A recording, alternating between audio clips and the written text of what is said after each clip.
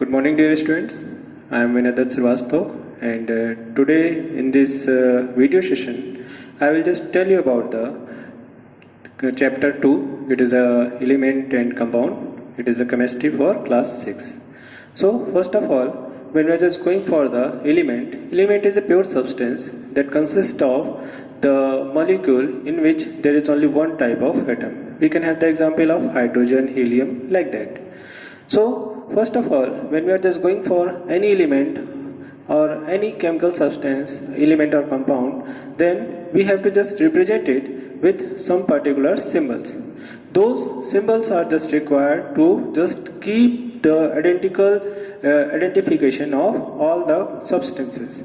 So first of all, when we are just going for the elements, all the elements have their own symbols. As we know that there are 118 elements till the date, and when we are just going for these elements, these all elements have their own symbols.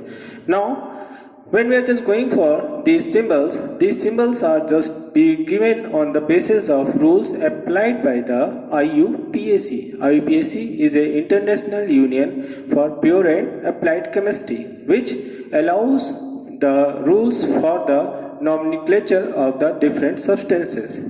So now when we are just going for the symbols of the elements, in which the elements are having only single letter, it means only one alphabet, then we have the example like the hydrogen, boron, carbon, nitrogen, oxygen, and fluorine, sulfur, like that.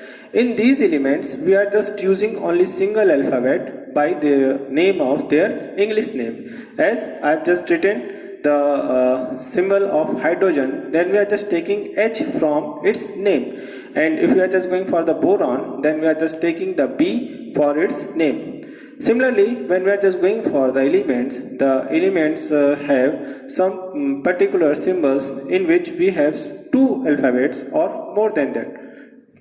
If we are just going for the symbols having two alphabets, then we have to just take the symbols in the first form, it will be the capital letter, and if we are just using the second alphabet, then it will be the small letter. So if we are just going for the example, then we will just go for the helium, where we have just written the He, that is the symbol of helium, and we have just taken the capital H, that is the first alphabet, and the second, that is E, and that will be in a small letter. Similarly, we have just taken the example helium, lithium, neon, aluminium, argon, and many more. We can have the chlorine, calcium, bromine, like that.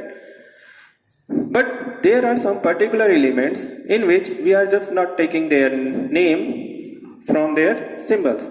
We are just taking their symbols from their Latin name.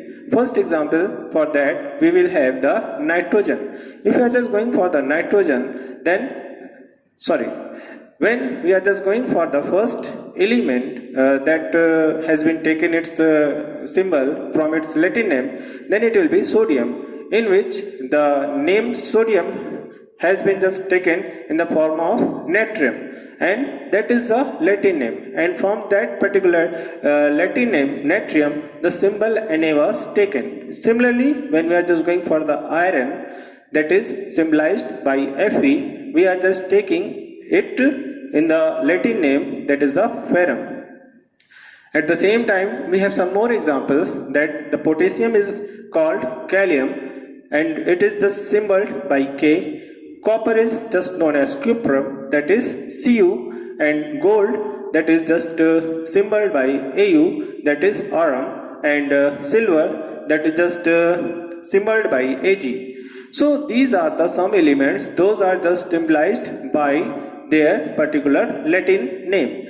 Now when we are just going for the type of elements, there are three types of element. First, that is the metal, second, non-metal, and third, metalloids.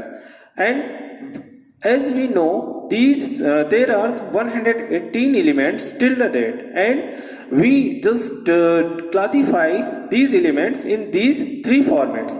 Now when we are just going for some common metals as we use in our daily life, then we can have the sodium, that we are using in a common salt that we are eating.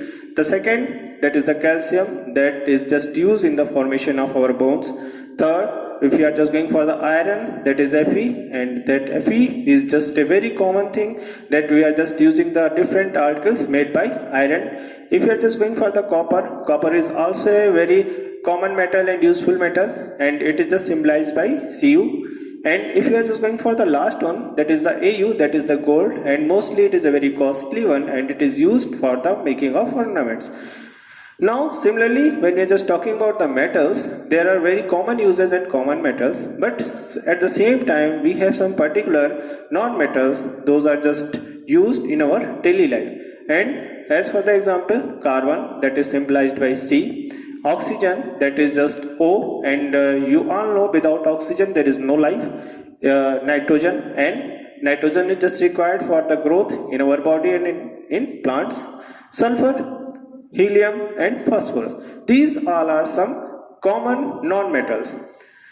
Now these are the classification of the element. Now we are just going for the compounds. Compounds are also the pure substances. If you are just talking about the pure substances, in such type of substances there is only one type of molecule. And if you are just going for the element, then in element there is only one type of atom. But if you are just going for the compound, then in compound the number of type of atoms of different elements are involved. In a different way, you can just say, if you are just talking about the compound, compound is a combination of different elements in a particular ratio of their atoms.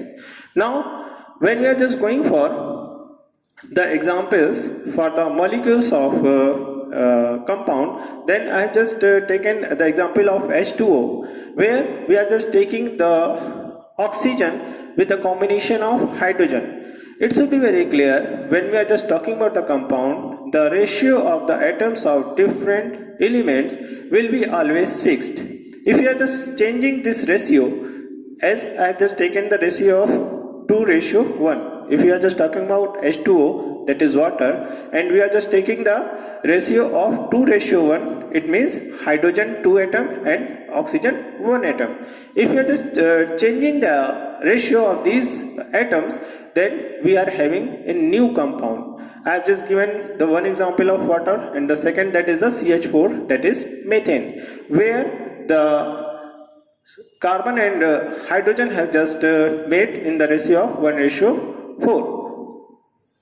Now you can have some more examples over here. First, methane, that is just made by the combination of carbon and hydrogen, where carbon 1 atom, hydrogen 4 atom. Ammonia, that is NH3, where the nitrogen and hydrogen is used. Third, marble, that is also known as calcium carbonate, where we are just using calcium, carbon and oxygen. Water, that is just made by the hydrogen and oxygen. Salt, that is a common salt we are using at home, that is NaCl, made by sodium and chlorine. Sugar, that is C6H12O6, where we are just using carbon, hydrogen and oxygen. Similarly, there are some more examples like the carbon dioxide, it is CO2, nitrogen dioxide, that is NO2, calcium oxide, CaO, and zinc chloride, that is ZnCl2. So we can have many more examples, because when we are just changing the ratio of these atoms in these compounds, then we are just getting always some new things.